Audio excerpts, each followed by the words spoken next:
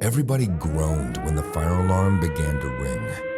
Usually we'd all enjoy the break from Mr. Greenfield droning on about lines and planes and equations, but it was a rainy day and cold for an April. Our windows looked down on a field 3 stories below where we would be gathering. The class stood up to get ready to file out. Kelly glanced back to my row and I winked. She shook her head, but I could tell things were going well with us. If I could borrow my dad's car for the weekend, I'd take her out somewhere. It's crazy now, looking back, that all I had in my mind then was taking a pretty girl out on a date and trying to stay awake for another hour of geometry. I still have nightmares thinking about the school lockdown that day, and it all started with the alarm.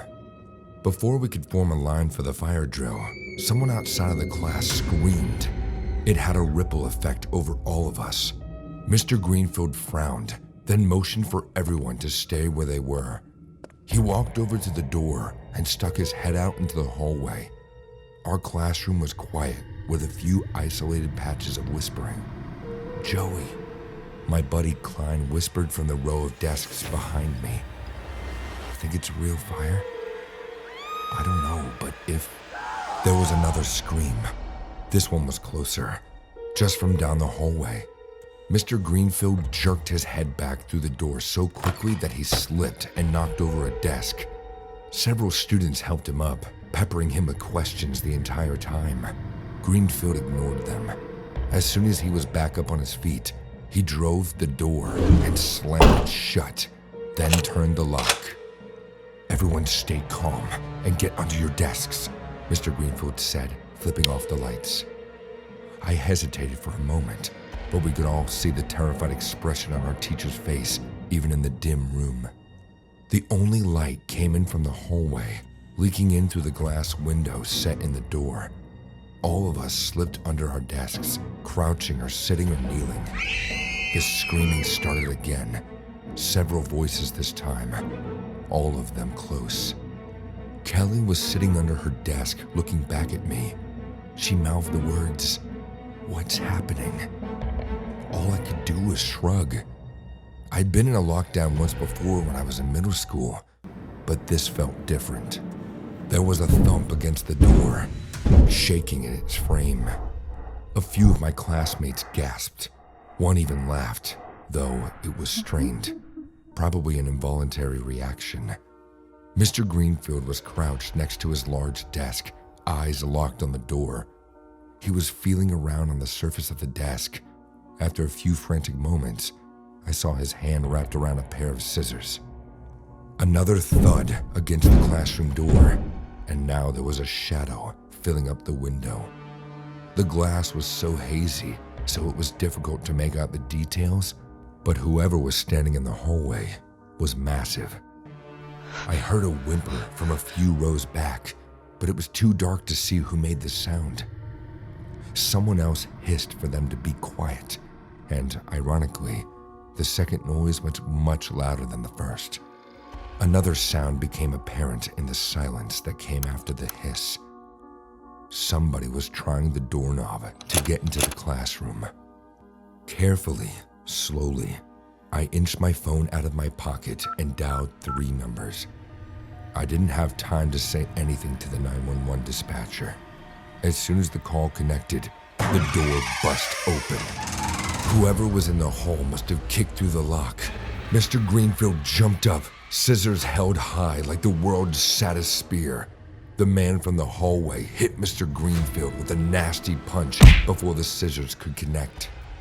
I watched our teacher crash into his desk and roll to the floor. The big man turned on the lights. Kelly screamed, and so did a few others. I had the opposite reaction. My throat clamped tight, like I was being strangled. The man was at least 6.5 feet tall, tattoos crawling up his neck to connect with deep scars on his face. He had no hair, not even eyebrows, and he was dressed in a bright orange jumpsuit that could only mean one thing. He was a prisoner or an escaped prisoner if he was standing in our classroom. Another man stepped in behind the first. This guy was smaller, but dressed in the same prison uniform. He reminded me of a ferret, the way his small eyes kept snapping around the room. "We should grab a few of them and barricade ourselves in the gym," the little prisoner suggested to the big guy. The tall man shook his head. "No time. Cops are coming up the stairs. They got Brady." The other prisoner snarled, then slammed the door. "You broke the lock." "Obviously." The big guy pushed Mr. Greenfield's desk against the door, then added a bookshelf and some chairs to form a makeshift barricade. While he was doing all of that, the small prisoner was snapping his fingers to get our attention. "Okay, kids, if you all listen and cooperate, you'll make it home to your mommies and daddies just fine." Kelly had moved back to sit next to me on the floor. I felt her hand, shaking and cold, grip mine. She squeezed. I squeezed back. The man walked to the middle of the classroom. Up close, he looked ever harder and colder than before. One jagged scar crossed his eye like a river, the iris and the pupil both blind and clouded. The man was covered in thick ropes of muscle, shoulders straining against his jumpsuit, forearms knotted and covered in burns. He opened his mouth to speak at the same moment that coils of smoke began to leak under the door. The prisoner cursed and ran to Greenfield's desk. He started searching for something, maybe a weapon. He looked panicked, an animal caught in a trap. The big man with tattoos and scars, though, he seemed calm.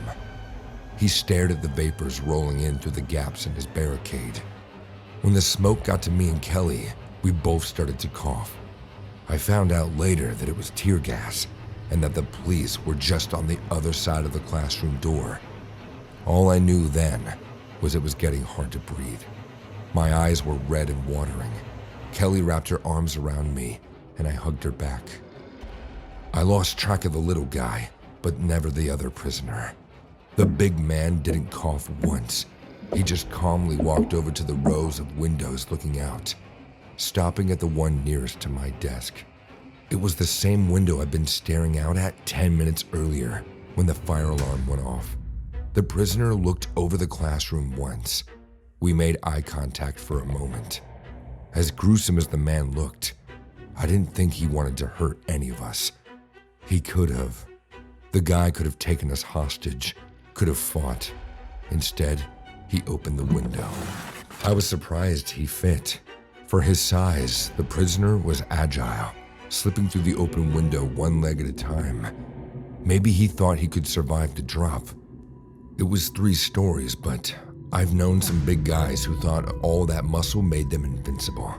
He didn't say a word before jumping. One moment he was there, the next he was falling. I shouldn't have looked, but I couldn't help myself.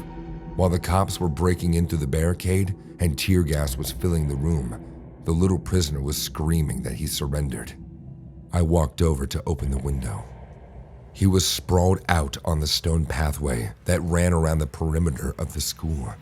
His arms and legs were bent at unnatural angles. So was his neck. A thin pool of blood leaked into the grass. I found out later that 3 men had escaped from the local prison that morning, killing 2 guards in the process. All were serving life sentences. The big guy chose to end it early. When Mr. Norris asked everyone in class to bring in something old or historic from home, I immediately knew what I'd grab. My grandmother left me a record player, a massive thing made of brass and wood, along with a box of vinyls, real retro stuff. I figured it would be a hit, but that was before Alan showed up with that horrible box, and I experienced the worst day of my life. Nobody believes me if I tell them the truth, and it's hard to blame them. I wouldn't have believed it if I didn't go through that lockdown. Alan showed up to class that day so proud. "Is this Latin?" Mr. Norris asked Alan when he brought up the box. Alan smiled and shrugged. "I'm not sure. It's been in my family forever. I found it in the attic." "Do you read Latin?" Norris asked. "Nope."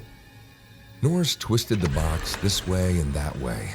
It was a little smaller than a shoebox and made from dark redwood with letters or symbols cut into it. The container was shiny, like it was recently polished. I found it fascinating, though most of the class was tuning out. There was too much sun outside and we were too close to summer break. Since most of us were seniors, it would be the last break before college. Who could drudge up enough attention to focus on an old wooden box? Mr. Norris held up the box to eye level.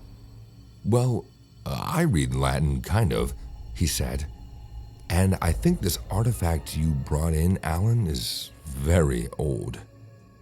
Alan smiled again, and I could tell he was happy to have the attention. He wasn't the kind of guy that had a lot of friends, or any friends, as far as I could tell. Alan spent most of our classes sitting in the back row with his hood up, earbuds in, lost in his own world. Something about the box was bothering me. There was a sinister vibe to it, and I winced when Mr. Norris opened it. Nothing happened. He closed the lid. "Some of the markings are faded," Norris said, "but I think I can figure it out from context.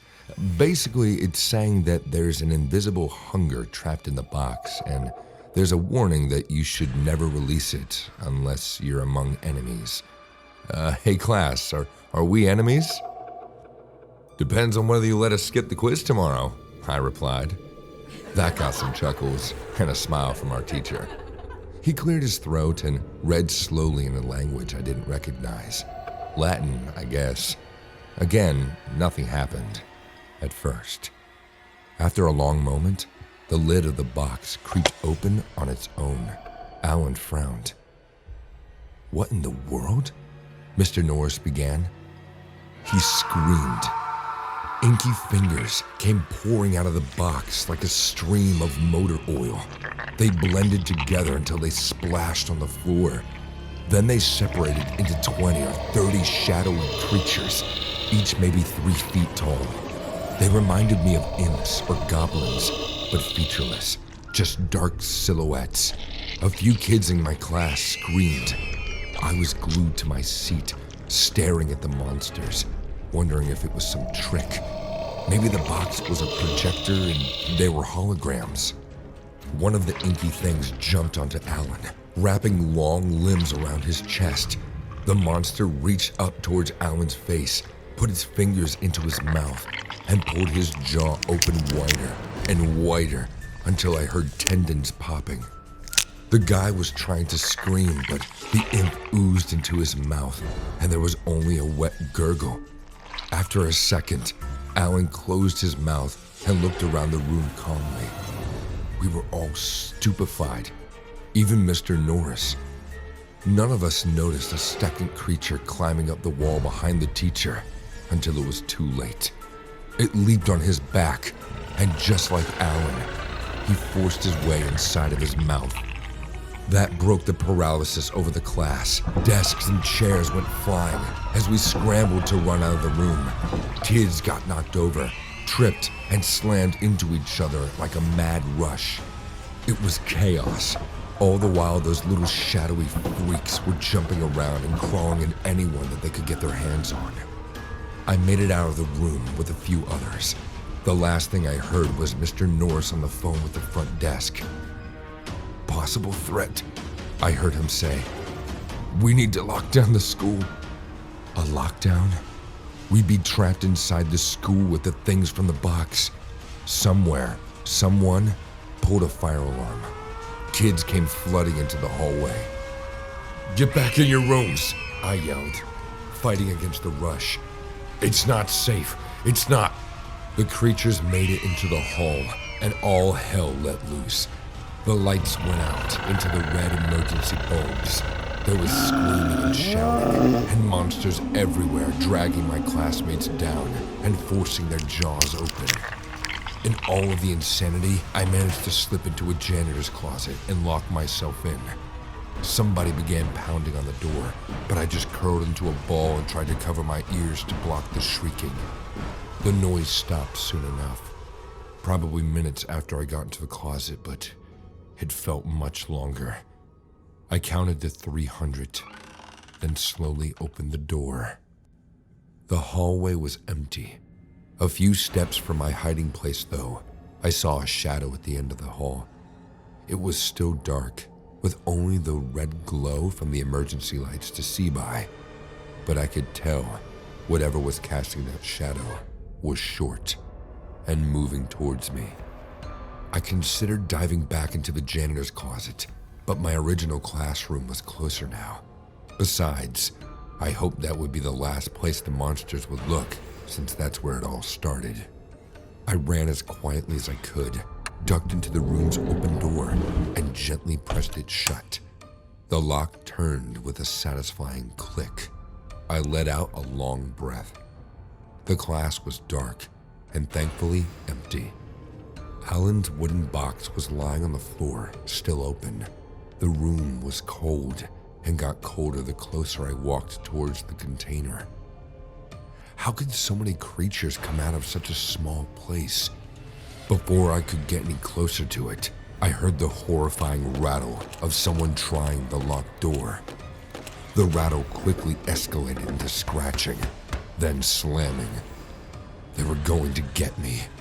I looked around the classroom desperately, but there was no exit, not even a window. My eyes snapped to the box. It was shaking, nearly humming. A plan formed in my mind as the thudding continued behind me. I ran for the box, but each step was more difficult than the last. It was like walking deeper and deeper into mud. The box was fighting back. By the time I reached it, I was on my hands and knees crawling. I touched the lid, but yanked my hand away. It was so cold it took some skin off. Gritting my teeth, I tried again, howling in pain as I swung the lid inch by inch. Finally, it clicked shut.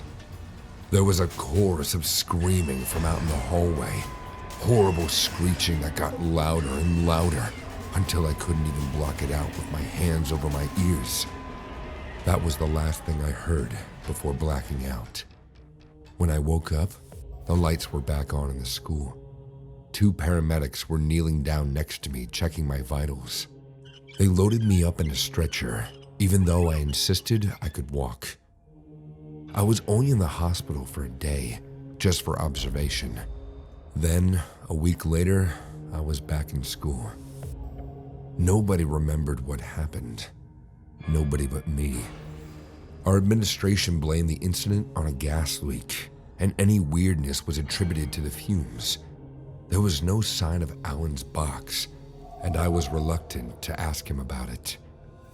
All of my classmates seemed happy to move on, and I guess I am too. I don't believe what I saw can be explained by a gas leak, but I can't exactly go around talking about shadow demons from an ancient box.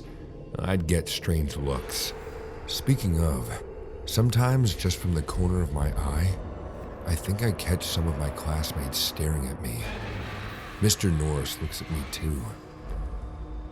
I wonder why they're watching me.